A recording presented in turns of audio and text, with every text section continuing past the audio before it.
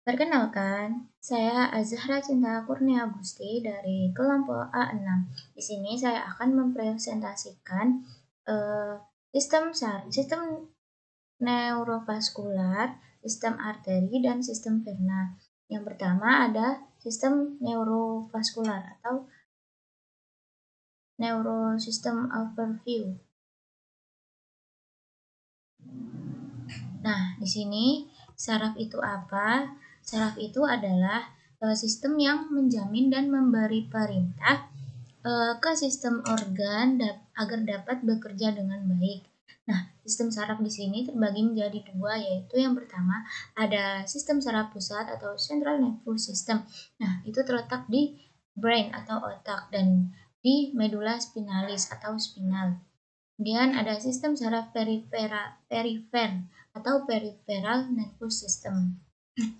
Nah, ini seperti ini struktur dari neuron itu ada dendrit, ada soma, ada akson, ada nukleus, ada squamous cell dan nerve ending.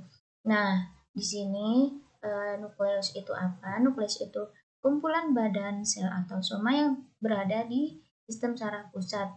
Dendrit. Nah, ada dendrit. Dendrit itu apa? Dendrit itu merupakan cabang pusat. Nah, itu tuh untuk untuk penerima sinyal. Dendrit itu untuk penerima sinyal. Nah, kalau soma sendiri apa? Soma eh, itu eh, tadi kayak nukleus itu. Ada badan-badan soma di sini. Kemudian ada akson. Akson itu penyambung dari badan sel ke terminal akson untuk disalurkan ke neuron selanjutnya. Kemudian ada squamous cell. Squamous cell itu apa? Itu untuk memelihara akson.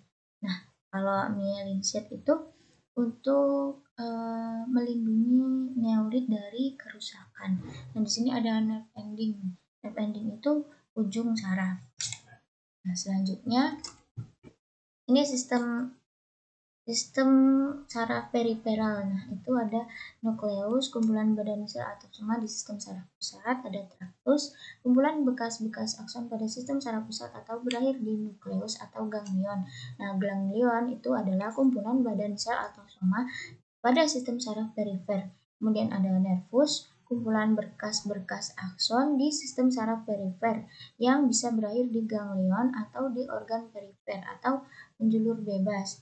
Kemudian ada plexus, anyaman nervus di perifer. Nah, ini main mappingnya ini nukleus, ganglion ada nukleus, kemudian bercabang di ganglion itu bercabang di ganglion organ yang terus ada menjulur bebas.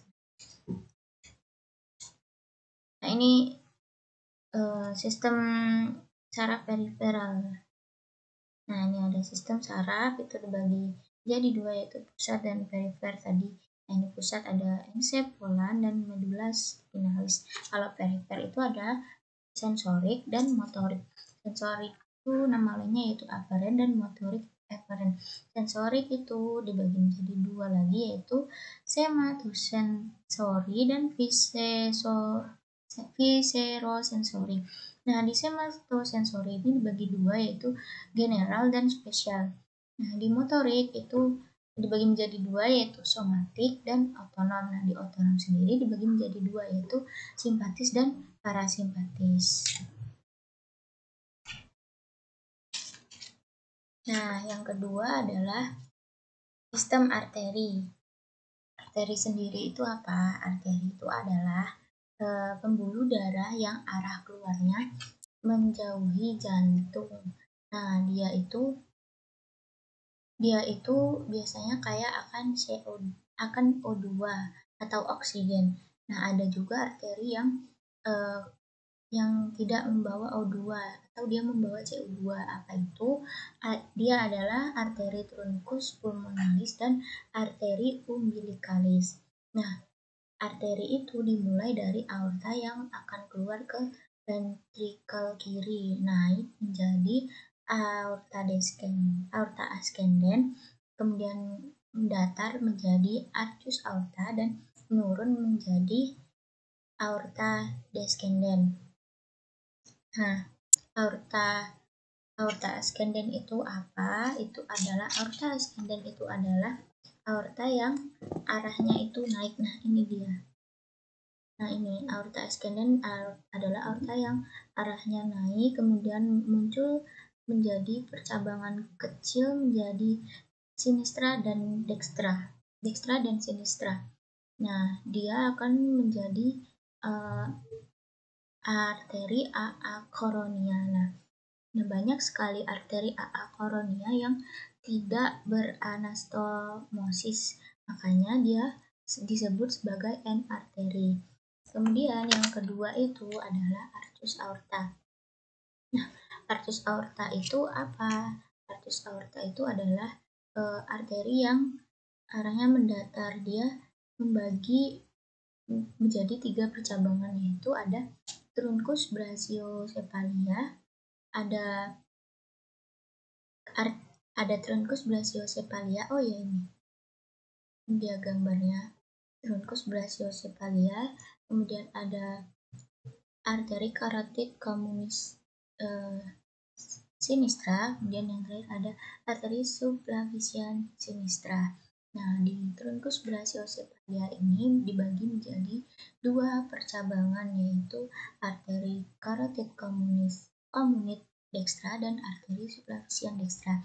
Nah, di arteri carotid communis dextra itu dibagi menjadi 2 lagi, yaitu arteri carotid eksternal dan arteri carotid internal. Nah, dia itu akan, kalau arteri carotid eksternal itu akan memvaskularisasi bagian wajah dan leher di bagian kanan. Kemudian kalau arteri carotid communis internal itu akan memvaskularisasi bagian atas. Dia menuju ke arah otak. Dia menuju ke arah anterior cerebral, yaitu otak bagian kanan.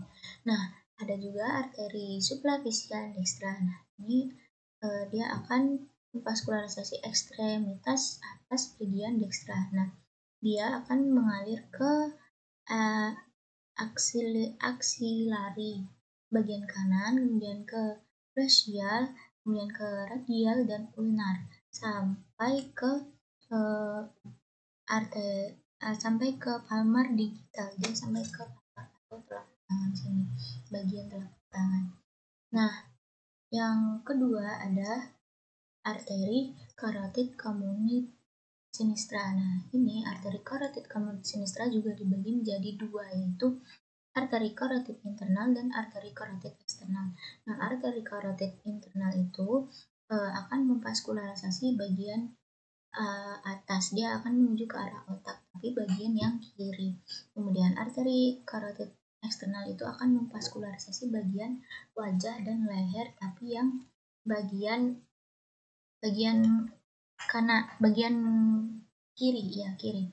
Nah, kemudian yang terakhir itu ada arteri subclavian sinistra. Itu arteri subclavian sinistra itu itu dia akan memvaskularisasi ekstremitas atas bagian sinistra, bagian kiri.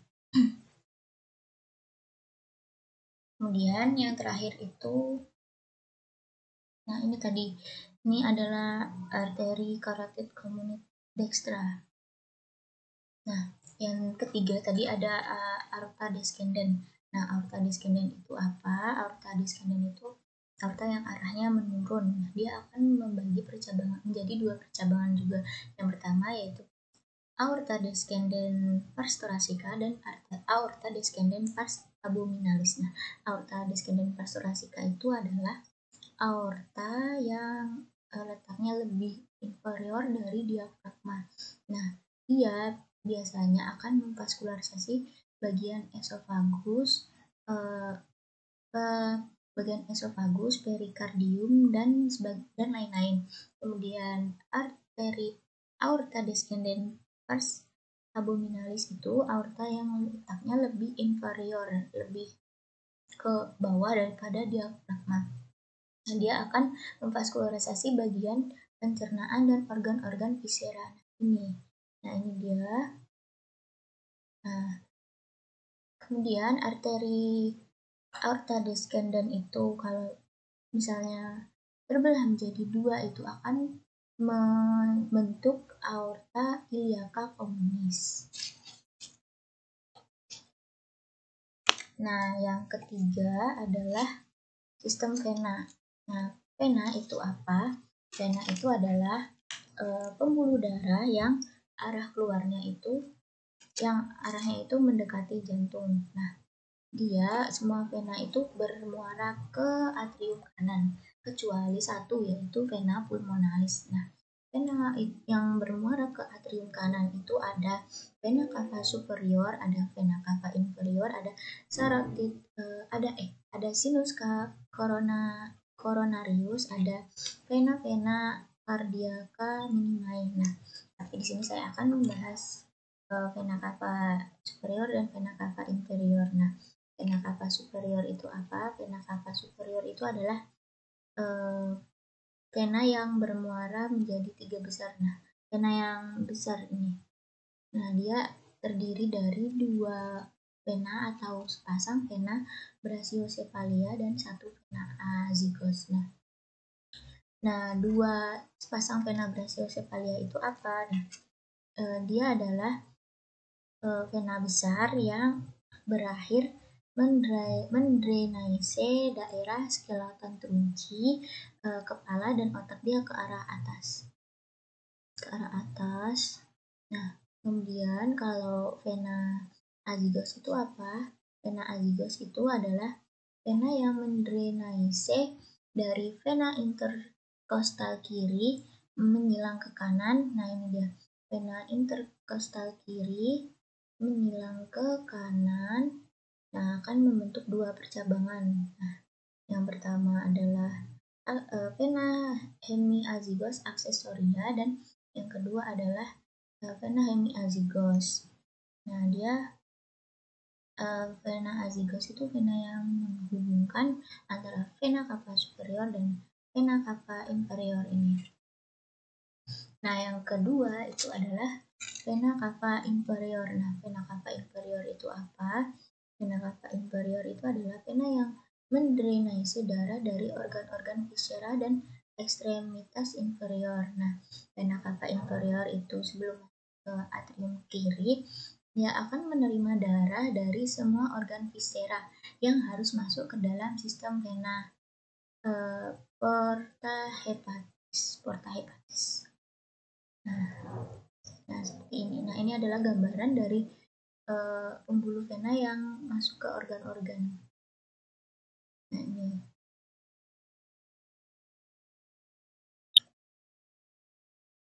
Oke, mungkin sekian yang dapat saya jelaskan dari materi sistem neurovaskular, sistem arteri, dan sistem vena.